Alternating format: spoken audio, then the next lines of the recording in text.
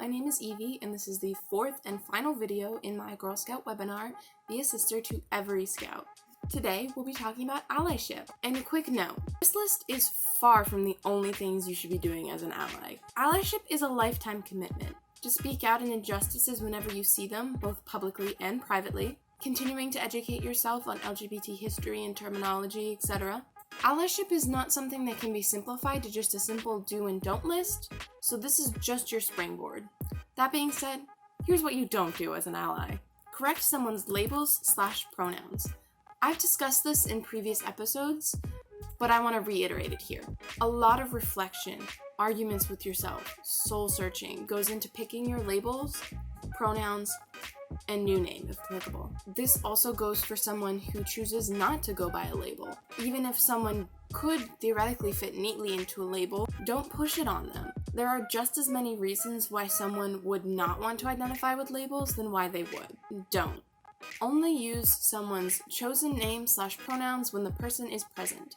Honestly, in my opinion, this is worse than just flat out refusing to use someone's chosen name and pronouns. It will get back to them eventually, and when it does, it's just a slap in the face, as it's hypocrisy dressed up as respect. Don't be afraid to ask questions.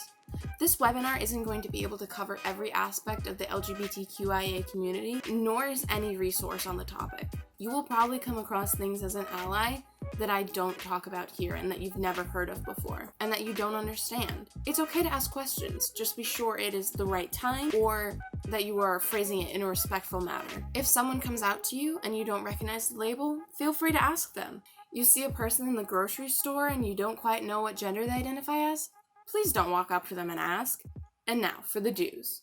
Do. Use inclusive language. Inclusive language seems like such a small thing, and it kind of is, but at the same time, it's huge to LGBT people. In my experience, one of my keys that I can tell if a person is an ally or not is whether they use inclusive language. For example, instead of saying ladies and gentlemen, use folks instead. Hi again, my camera cut out. Again, as I was saying, do. Put your pronouns in your social media bios. This is another small clue to me and other LGBT people that you're chill and you're an ally. And additionally, it helps normalize the concept I was talking about earlier about gender expression, that your gender isn't necessarily tied to the way that you express yourself. So like just because you're feminine doesn't mean that you have a feminine identity. Specifically for Girl Scout leaders, you can incorporate saying pronouns into icebreaker games, which also helps normalize that idea to your scouts as well. Do.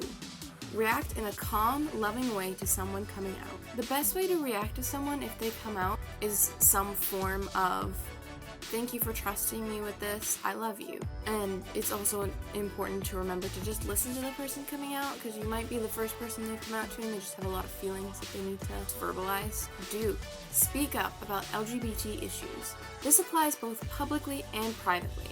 Post on social media when J.K. Rowling tweets something transphobic. And if it's safe, call out homophobic and transphobic behaviors of people in your everyday life. Do.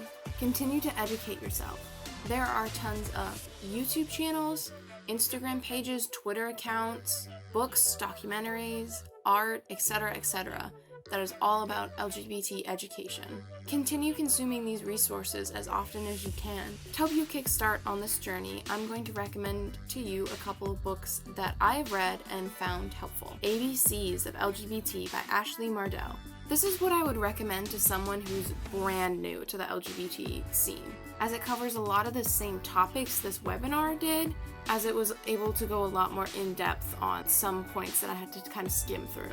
I particularly liked that the author had dozens of LGBT people write little blurbs about their specific identities, which gave it a well-rounded perspective. Queer There and Everywhere by Sarah Prager. This book talks about both openly queer historical figures, as well as some evidence that other historical figures might not have been as straight as we thought. LGBT memoirs in general. First-hand accounts are a good way of learning somebody else's perspective, and I find that memoirs have been really helpful for that for me.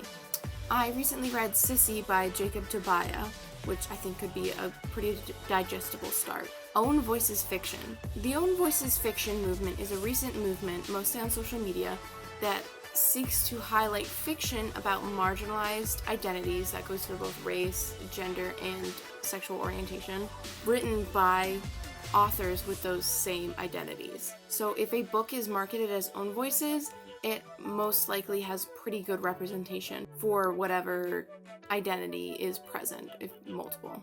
So that's the webinar.